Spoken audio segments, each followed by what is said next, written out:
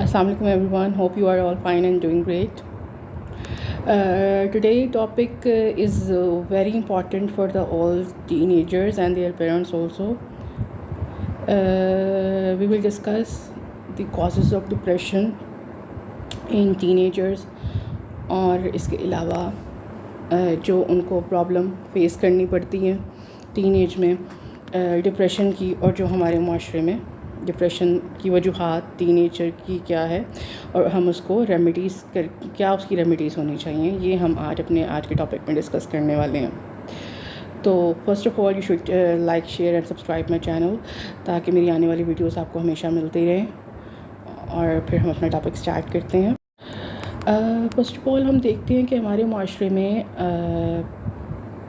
हम समझते हैं कि जो सारी रिस्पॉन्सिबिलिटी हैं और तमाम तर मसले मसाइल हैं और ज़र मुआश जो चला रहे हैं हमारे पेरेंट्स हैं, घर चलाने वाली हमारी मदर्स होती हैं, ऑन करने वाली, और ये कहते हैं घर को पैसे ला के देने वाले फादर होते हैं। तो ज़ाहिर बात है पेरेंट्स भी अपने बच्चों से इस तरीके से डील कर रहे होते हैं कि हम आप पे बहुत ज़्यादा पैसा लगा रहे हैं, बेटा आप पढ़ो, और ये एक हद तक ठीक भी है। लेकिन उसी को जब हम एक हद से ज़्यादा अपने बच्चे को प्रेशराइज़ करने लग जाते हैं तो बच्चा जाने लग जाता है डिप्रेशन में। उसको अगर वो पढ़ रहा है तो उसको तालीम ऐसे ही लगेगी कि वो उसको उसकी स्टडी से डिप्रेस करने लग जाएंगी, क्योंकि हम उनके सामने एक टारगेट सेट कर देते हैं कि बेटा आप इतने मार्क्स लेकर आओगे तो आप एक सक्सेसफुल इंसान हो, अगर आप इतने मार्क्स नहीं लेकर आओगे तो आपको किसी कॉलेज में एडमिशन नहीं मिलने वाला, किसी यूनिवर्सिटी में आपको एडमिशन नहीं मिलने वाला, कोई मेरिट आपको नहीं बनेगा, इवन कि आपका फ्यूचर ख़त्म हो गया। जब हमारे बच्चे इन्हीं सोचों को लेकर एग्ज़ामिनेशन हॉल में जाते हैं, पेपर्स देते हैं, और रिज़ल्ट का एक जो ट्रॉमेटिक टाइम होता है रिज़ल्ट का बच्चों के लिए, ट्रॉमेटिक मैं इसलिए कह रही हूँ क्योंकि मैं इस शोबे से बहुत अरसे से वाबस्ता हूँ और मैं इन चीज़ों को देखती हुई आई हूँ कि जब रिज़ल्ट एग्ज़ाम्स में बच्चे पैनिक होते हैं, लेकिन जब रिज़ल्ट आने वाला होता है तो बच्चों की क्या कंडीशन उस टाइम हो रही होती है कि इवन वो खाना पीना छोड़ देते हैं, किसी से बात करने का उनका दिल नहीं कर रहा होता, और अक्सर तो रिज़ल्ट आने से पहले उनकी ये कंडीशन होती है कि वो बाकायदा रो रहे होते हैं कि अगर हमारे इतने मार्क्स नहीं है तो हमारे पेरेंट्स पता नहीं क्या कर देंगे हमारे साथ। ठीक है, ये चीज़ जो है वो आपके बच्चे को बहुत ज़्यादा डिप्रेस कर देती है, बहुत ज़्यादा परेशान कर देती है। तो इसलिए ये हर कॉजेज़ हो सकते हैं। ठीक है, तो ये चीज़ एक इस कॉज में आ जाती है कि हमें okay when we will talk about depression तो हम रिलेट कर देते हैं डिप्रेशन को कि छोटे बच्चों को डिप्रेशन नहीं हो सकता, टीनेजर को डिप्रेशन नहीं हो सकता, कि उन पे कौन सी घर चलाने की ज़िम्मेदारियाँ हैं। तो हम लोग क्या कहते हैं कि मर्दों को डिप्रेशन होगा तो ज़ाहिर बात उन्हें घर चलाना है। अब औरतों को डिप्रेशन है क्योंकि उन्हें फैमिली को लेकर चलना है। अब बूढ़ों को डिप्रेशन है कि बुढ़ापे में उनकी फैमिली या उनके बच्चे उनको पूछ नहीं रहे। तो हम लोग अपने डिप्रेशन को उनसे रिलेट करते हैं, लेकिन हम कभी ये नहीं सोचते कि जो हमारे बच्चे हैं, जो स्पेशली जो टीनेजर्स हैं, 13 ईयर्स से 19 ईयर्स तक के बच्चे हैं, तो वो किस तरह से गो थ्रू कर रहे हैं डिप्रेशन को, और किस तरह से हमारे इर्द गिर्द जो बच्चे हैं वो रेबलिज़म की तरफ जाते हैं। पहले वो डिप्रेशन में होते हैं, डिप्रेशन की ही वजह होती है रेबलिज़म, क्योंकि उनको लगता है कि उनको समझने वाला कोई नहीं है। तो सबसे पहले तो हम उसके अंदर डिस्कस कर लेते हैं कि क्या वजूहात हो सकती हैं जिसकी वजह से एक बच्चे के अंदर डिप्रेशन आता है। जी जनाब, इसके लिए मैं आपको बताती चलूँ कि आज के दौर में अगर आप कोई काम नहीं करते थे, फॉर एग्ज़ाम्पल जनरेशन गैप पे बात कर लेते हैं, अगर हम लोग कोई काम नहीं करते थे हमें डांट पड़ती थी, मार पड़ती थी, एक थप्पड़ खा के हम सीधे हो जाते थे और हम लोग अपने पेरेंट्स की बात मान लेते थे। आज के दौर में ऐसा नहीं होने वाला है, बिकॉज़ हम लोग वो हैं जो पीटीवी को देखकर बड़े हुए हैं। ठीक है, स्टार प्लस के ड्रामे देख के बड़े हुए हैं, तो हमारे बच्चे इन चीज़ों को देख के बड़े नहीं हो रहे हैं। वो आजकल जो सोशल मीडिया यूज़ कर रहे हैं उनके हाथ में हर चीज़ है। हम लोग पेरेंटल कोड लगा लें, जो भी लगा लें, they are well awared about each and everything. ठीक है, तो हम लोगों को उनके लिए उन चीज़ों को उनके साथ डिस्कस करना चाहिए, उनको अच्छे तरीके से उनको अब आपने ना अब ये दौर आ गया, हमें डील करना है अपने बच्चों के साथ। It's a time to deal with them. हम फोर्सफुली उनसे सबसे पहला अपने लाइफ में से जो कट ऑफ करना है ना, तो हमने उनसे कोई फोर्सफुली काम नहीं करवा सकते, ना तो हम लोग उनसे अपनी रिस्पेक्ट फोर्सफुली करवा सकते हैं बच्चे से, ना हम उनसे अपनी फोर्सफुली कोई बात मनवा सकते हैं, बिकॉज़ वो नहीं डरते। वो कोई भी, अगर आपका बच्चा डिप्रेशन के एक लेवल से ऊपर चला गया ना, तो अपने आप को नुकसान भी पहुंचा लेगा वो। और वो नहीं डरेगा नुकसान पहुंचाने से। मैं इसके लिए मैं बेट देकर कह सकती हूँ कि मैंने अपनी लाइफ में ऐसे लोगों को देखा है कि जो नुकसान पहुंचाते भी हैं और वो नुकसान पहुंचा सकते भी हैं। तो वो इस चीज़ को हमें देखकर चलना चाहिए कि हम लोग किस तरह से अपने बच्चों के साथ डील करें, क्योंकि अब जी हमने डील करना है उनके साथ, उनको कन्विंस करना है। दूसरा, अगर हम लोग अपने बच्चों के साथ ना अपने फाइनेंसेस डिस्कस करें, लेकिन फिर वही बात कि उनको पॉइंट आउट मत करें कि आपकी वजह से ऐसा है। अगर आपके ऊपर हम पैसे लगा रहे हैं इसलिए आप ऐसे करो, ये समझाने का कोई तरीका अपने बच्चे को नहीं है। और कुछ इस तरीके से भी होता है कि बच्चे डिप्रेशन में जाते हैं पेरेंट्स की लड़ाइयों की वजह से। अगर वो एक टॉक्सिक रिलेशन अपने पेरेंट्स का देखते चले आ रहे हैं और उन्होंने घर में लड़ाई झगड़े बहुत ज़्यादा देखे हैं, तो वो भी बिल्कुल वैसे ही करेंगे। वो जो सुनेंगे वो बिल्कुल आपस में वैसे ही सलूक करेंगे आपस में एक दूसरे के साथ, और उनको ऐसे लगेगा it's a part of life. अगर हमारे घर में ये नॉर्मल चीज़ कंसीडर की जाती है, it's a normal, but in reality it's not.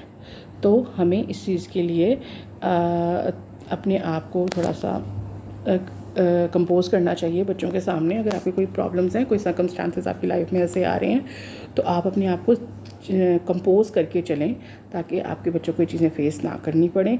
तो इनमें से एक वजह ये भी है कि आप हर चीज़ को अपने बच्चों के सामने ला के रख देते हैं।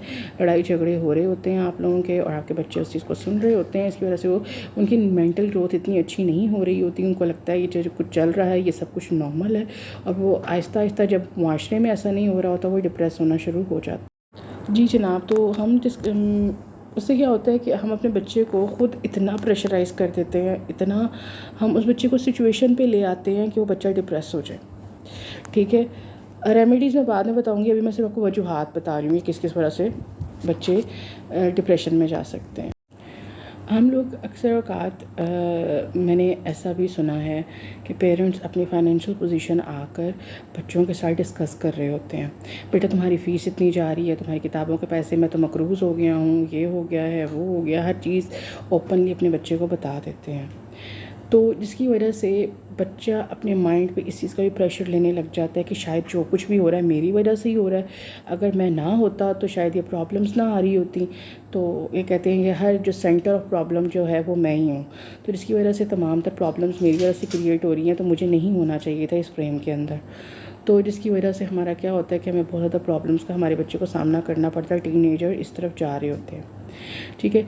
और अगर हमारे बच्चे जो हैं, आपको पता है कि माशरे से भी इन चीज़ों को बहुत ज़्यादा, एक आपके इर्द गिर्द का माहौल बहुत इंपॉर्टेंट है।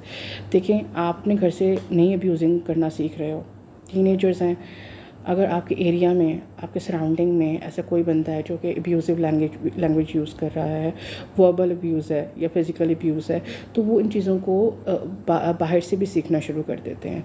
तो अपने आप को, अपने सराउंडिंग को इतना क्लियर रखें। अगर कोई आपको लगता है कि आपके सराउंडिंग में कोई ऐसा मौजूद है कि जो इस तरह की हरकत कर रहा है, तो आप उनको स्नप कीजिए, शटअप कॉल दीजिए, और अगर नहीं तो आप उनसे बिल्कुल कट ऑफ हो जाइए, ताकि ये तमाम तर प्रॉब्लम्स जो हैं वो सॉर्ट आउट हो सकें।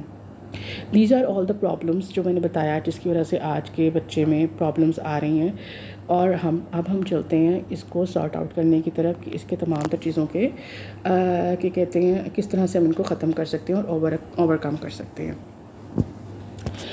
तो इस चीज़ के लिए मैं बताती चलूँ आपको कि डिप्रेशन की और वजूहात में हमारे बच्चे, फॉर एग्ज़ाम्पल, ये क्लास डिफरेंस होता है, तो उसकी वजह से क्या होता है कि जब उनकी दोस्ती किसी ऐसे इंसान से, वो स्कूल जा रहे हैं, तो हम लोगों ने अपने बच्चे को इतना मेंटली मैच्योर नहीं किया, इतना मेंटली हम उनके साथ डिस्कस नहीं करते चीज़ों को, इमोशनली हमने इतना स्ट्रॉन्ग अपने बच्चों को नहीं किया होता, और जब वो जाते हैं तो छोटी छोटी बातों को वो दिल पे ले लेते हैं। अगर कोई किसी के साथ क्लास डिफरेंस है, if someone is very rich, if someone is blessed, तो उनको ऐसा लगता है कि हमारे पास ये चीज़ें नहीं हैं, हम इस चीज़ों का लैक कर रहे हैं, तो इसलिए वो इस चीज़ के लिए भी डिप्रेशन में बहुत हद तक चले जाते हैं। फिर बच्चे क्या होते हैं, अपने पेरेंट्स से बहुत सी चीज़ें हाइड करते हैं, नहीं बताते, पेरेंट्स अंडरस्टैंडिंग उनके साथ अच्छी उनकी नहीं होती है, तो क्या होता है, एक जनरेशन गैप आता है, ठीक है। अब आप जो हैं, फॉर एग्ज़ाम्पल, आप 90s के पेरेंट्स हैं या उससे पहले के के पेरेंट्स हैं, तो ज़ाहिर बात है जनरेशन गैप तो आएगा ही। आज के बच्चे को हम कभी भी अपने बीइंग अ 90s किड्स, अगर उस इस टाइम के पेरेंट्स हैं, न्यू पेरेंट्स हैं, या फिर ऐसे पेरेंट्स हैं कि जो हमारे बच्चे, हमारी जनरेशन गैप बहुत ज़्यादा है, तो हम अपने हिसाब से, अपने दौर के हिसाब से अपने बच्चे को लेकर नहीं चल सकते। बिकॉज़ हम जिस टाइम में रहे हैं वो और टाइम था, आज का टाइम बिल्कुल चेंज हो चुका है।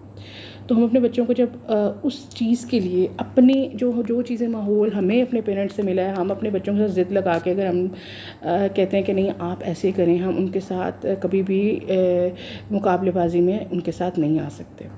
अगर हम उनके साथ मुकाबला करते हैं तो क्या होता है कि बच्चे जो हैं वो डिप्रेशन में चले जाते हैं, वो अपने दोस्त बाहर बनाने शुरू हो जाते हैं, तो जिसकी वजह से बच्चों का डिप्रेशन लेवल जो होता है बहुत ज़्यादा हो जाता है। कुछ बच्चे मैंने रेबलिज़म की तरफ जाते देखे हैं, शाउट करना शुरू हो जाते हैं। हमें ये बताना बिल्कुल हमारा नहीं है कि आपकी वजह से सब कुछ हो रहा है, बल्कि हमें उनको ये बताना है कि एक इज़ अ पॉजिटिव वे कि अगर हम लोग अभी एफ़र्ट कर रहे हैं ठीक है, लेकिन अगर आप इस चीज़ के लिए एफ़र्ट करोगे, ठीक है, यू आर ब्लेस्ड कि हम आपके साथ हैं, ठीक है। उनको ब्लेस्ड, अल्लाह ताला से मोहब्बत सिखानी है हमने, ठीक है, शुक्रगुजारी सिखानी है, ना कि ये कि हम लोगों के मेरी वजह से सब कुछ हो रहा है, इस तरह का कोई सीन। तो आप उनके साथ बैठें, उनके साथ डिस्कस करें इस तरीके से जो कि पॉजिटिव वे हो, आपके बच्चे को भी समझ आए कि हाँ भाई हमारे पेरेंट्स हमसे बात करें बड़े पॉजिटिव, बड़े पोलाइट वे में, कोई ज़बरदस्ती किसी किस्म की नहीं है। उन्हें कहें कि हम लोग, अगर आप पढ़ोगे, अगर आप आगे बढ़ेंगे तो हमसे ज़्यादा खुश आपके लिए कोई भी नहीं होगा। आप we are at your back, हम आपकी बैक पर मौजूद हैं। जब कभी आप गिरने लगो, जब कभी आपको लगे कि आप अकेले हो, तो हम आपके साथ हैं। तो आप हमेशा, आप जो आपके पीछे हैं, आपकी स्ट्रेंथ बनकर हैं, ठीक है, जहाँ पे आपको ज़रूरत होगी हम आपके साथ खड़े हैं। इसलिए आपको किसी चीज़ की भी टेंशन लेने की ज़रूरत नहीं है। आप उनको अपना फ्रेंड बनाइए, अपना दोस्त बनाइए, सारे मसले हल हो जाएंगे अगर हम अपने बच्चों को अपना दोस्त बना लेते हैं।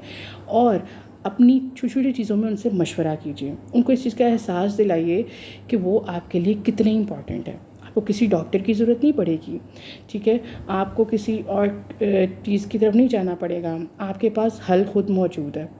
अपने बच्चों से हर चीज़ टॉपिक पे डिस्कशन करें और पॉजिटिव में हम डिस्कस तो करते हैं लेकिन हम ब्लेम गेम करते हैं, तो इसी वजह से प्रॉब्लम्स आती हैं।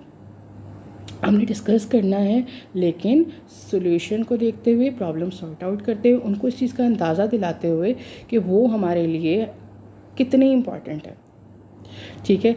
और अगर आपने उनको ये बताना है कि अगर आप एजुकेशन, जैसे फॉर एग्जांपल एक रिज़ल्ट, हम लोगों के जब बच्चों का रिज़ल्ट अक्सर आता है ना तो बच्चे बहुत ज़्यादा डरे हुए होते हैं, जैसे मैंने पहले डिस्कस किया है। तो हमें उन चीज़ों को बताना है कि बेटा आपने अपनी भरपूर कोशिश की है, आपने कोशिश करनी है, आपने भरपूर कोशिश की है, कोई बात नहीं, हम गिरेंगे, हम फिर खड़े हो जाएंगे, हम बार बार कोशिश करेंगे। अगर आप अपने बच्चे के ऊपर से ये टेंशन और ये एंजाइटी अपने बच्चे के जहन में से निकाल लेते हैं, अपने बच्चे के अंदर से रिज़ल्ट्स का डर निकाल देते, तो यकीन करें उनकी परफॉर्मेंस बहुत अच्छी हो जाएगी और वो कभी फेल नहीं होंगे, ठीक है। क्योंकि उनको ये पता चल जाएगा कि हमारे पेरेंट्स हर जगह पे हमारा साथ दे रहे हैं, ठीक है।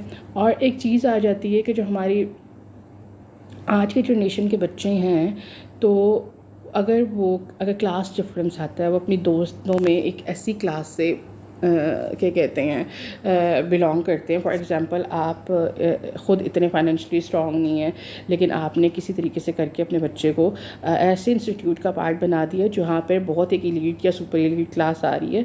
तो इट डज़न्ट मैटर, आपने अपने बच्चे को बीइंग अ फ्रेंड उनसे डेली डिस्कशन करनी है उस चीज़ के बारे में, उनसे पूछना है कि आपके कैसे दोस्त हैं, क्या दोस्त हैं, क्या चीज़, और उनको वो चीज़ें हमेशा रियलाइज़ करानी है जो चीज़ें उनके पास आज के दौर में मौजूद है, ठीक है।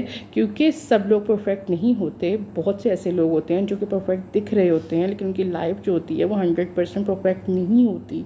दे have each and everything in their life, but they must have their lack, वहाँ पे कोई ना कोई उनकी ज़िंदगी में लैक होता है, या वो रिलेशनशिप में हो सकता है या वो किसी और चीज़ में हो सकता है। तो आपने अपने बच्चों के साथ डेली डिस्कशन करनी है उनकी क्लास के बारे में, और बहुत प्यार से, बड़े सॉफ्ट कॉर्नर के साथ, कि हमने उनसे डिस्कस करना है कि किस तरीके से प्रॉब्लम हमारी आती है और किस तरह से हमने अपनी प्रॉब्लम्स को सॉर्ट आउट करना है। अपने बच्चों को हमने इमोशनली स्ट्रॉन्ग बनाना है, क्योंकि अगर हम उनको भी एक इन सोसाइटी में एक अच्छा इंसान, अगर हम ये चाहते हैं कि हमारा बच्चा सोसाइटी में एक अच्छा इंसान बन के सामने आए, वो एक कामयाब इंसान हो, लोग उसकी तारीफ़ करें, लोग उसके साथ रहें, अब वो आपका नाम रोशन करे, तो सबसे पहला काम जो हमने करना है ना, वो अपने बच्चे को इमोशनली स्ट्रॉन्ग करना है। अब इमोशनली स्ट्रॉन्ग वो तभी होगा जब पेरेंट्स के साथ उसकी बॉन्डिंग होगी। बॉन्डिंग किस तरह से होती है? बॉन्डिंग उनकी होती है कॉन्वर्सेशन से, बात करने से, उनसे मशवरा लेने से, उनको अहमियत देने से। ठीक है, हमने अपने बच्चे को इतना कर देना है, कभी मान जाएं, कभी मनवा लें। ठीक है, तो हमने अपने बच्चों को इस तरीके से लेकर चलना है, क्योंकि ये हमारा फ्यूचर है। ठीक है, और इनको देख कर, ये हमारा फ्यूचर है, हम कभी भी नहीं चाहेंगे हमारे बच्चे कल को डिप्रेशन एंजाइटी की दवाइयाँ खा के सोए रहें। ठीक है, जब भी डिप्रेस बंदे की ना ये निशानी होती है कि वो क्या करता है कि अक्सर उसको नींद आती है, वो थका थका महसूस कर रहा होता है, वो दुनिया से बेजार होता है, आवाज़ार होता है, हर टाइम गुस्से में रहता है, और गुस्सा एक हद तक से बढ़ जाए तो वो बागी हो जाता है। और अगर जो टीन्स के बच्चे, जो टीनेजर्स हैं, जब वो बागी होते हैं, वो रेबलिज्म की तरफ जाते हैं, तो हम उनके नाम के साथ एक स्टिग्मा लगा देते हैं कि ये लोग जो हैं ये बदतमीज़ हैं। हम बच्चों को बदतमीज़ कह रहे हैं, लेकिन हमने कभी ये सोचा है कि पेरेंट्स की कहाँ पर लैक रह गया है? कि क्योंकि बच्चे को अच्छे बुरे की तमीज़ नहीं है, ये हमने ही देनी है। कहीं ना कहीं हमसे ही उसने ये सीखा होगा, क्योंकि वो ऊपर से सीख कर नहीं आया। कहीं ना कहीं हमसे तो नहीं सीखा उन्होंने ये, क्या हमारे इर्द गिर्द के मुआशरे से तो नहीं सीखा, क्या उस कहीं बाहर से बात तो नहीं सुन ली, या उसके दोस्तों में तो कोई ऐसा नहीं है। तो बच्चे पर इस तरह की नज़र रखें आप कि बच्चों को ना पता हो कि हम पे नज़र रखी जा रही है, लेकिन उस पर नज़र रखें, उसके दोस्त बन के नज़र रखें। ठीक है, ये ना हो कि बच्चे अपने आप को एग्जॉस्टेड फील करें। They are all used to use slang language with their parents, with their elders, तो रिस्पेक्ट लेवल बहुत कम हो जाता है। तो हम उनको कहते हैं कि बड़ों के साथ तू तड़ा कर रहे हैं, और कहीं ना कहीं उन चीज़ों में हमारी अपनी गलती भी होती है। बच्चे की गलती होती है, हम मानते हैं, लेकिन कहीं ना कहीं हमारी गलती भी होती है कि हमने एक ऐसा माहौल दे दिया, ठीक है, जिसकी वजह से आज वो बच्चे इस कंडीशन पर आ चुके हैं कि वो हमारे ही सामने खड़े हो रहे हैं। ठीक है, अगर हम लोग उनको अंडरस्टैंड करते तो शायद ये हालात नहीं आते। ठीक है, कुछ बच्चे को जो डिप्रेशन है वो उनको जनरेशन वाइज कन्वर्ट हो रहा होता है कि अगर आपके पेरेंट्स में किसी को डिप्रेशन है तो ज़ाहिरी बात है आपका बच्चा भी आगे उसी डिप्रेशन में जाएगा। तो अगर आप अपने आप को इमोशनली इतना स्ट्रॉन्ग कर लेते हो तो आपका बच्चा भी उतना ही स्ट्रॉन्ग होगा आगे। अगर आपने ज़िंदगी में बहुत से टफ़ टाइम गो थ्रू किए हैं तो you don't need to discuss with your kids. ठीक है, अगर आपने उनको बताना है तो उनको एज अ वॉरियर बन के बताएं। ठीक है, एज अ सर्वाइवर बन के बताएं। ऐसे नहीं करें कि हम पे बहुत ज़्यादा जुल्म हुए, क्योंकि बच्चा फिर उसी चीज़ को अपने माइंड में सेट कर लेता है और उसको ऐसा वो अपने आप को आइडियल, बिकॉज उसका पहला आइडियल कौन होता है बच्चे का? आपके पेरेंट्स होते हैं। तो क्या होता है कि बच्चे जो हैं वो उस चीज़ को देखकर आगे चलते हैं और अपने आप को भी बिल्कुल उसी तरह के सिंपैथिक लेना शुरू कर देते हैं। उनको ऐसा लगने लग जाता है सिंपैथी लेना जो है ना, इट्स अ गुड थिंग। तो अगर कोई मुझे सिंपैथी देगा तो वो मेरा बहुत अच्छा दोस्त है। तो अपने बच्चों को इतना इमोशनली स्ट्रॉन्ग करें कि हमें इस चीज़ के लिए वो किसी सिंपैथी ना लें, एग्जॉस्टेड फील करना शुरू कर दें। और ये ना हो कि वो कल को आप देखें कि आप ही को ब्लॉक किया हुआ है आपके बच्चे ने। ठीक है, तो ये चीज़ें आज का छोटा सा टॉपिक था, तो मुझे ऐसा लगा कि मुझे इसके ऊपर वीडियो बनानी चाहिए। और अगर आपको मेरी वीडियो अच्छी लगती है, मेरे चैनल को लाइक शेयर सब्सक्राइब कीजिएगा, क्लिक द बेल आइकन, ताकि आपको मेरी आने वाली वीडियोस मिलती रहें। और मुझे मेरे बेटे को अपनी ख़ास दुआओं में हमेशा याद रखें, और मेरी बहुत सी दुआएं आपके लिए। अपना बहुत सा ख्याल रखिएगा। मिलते हैं नेक्स्ट वीडियो में। मेरी तरफ से अल्लाह हाफ़िज़।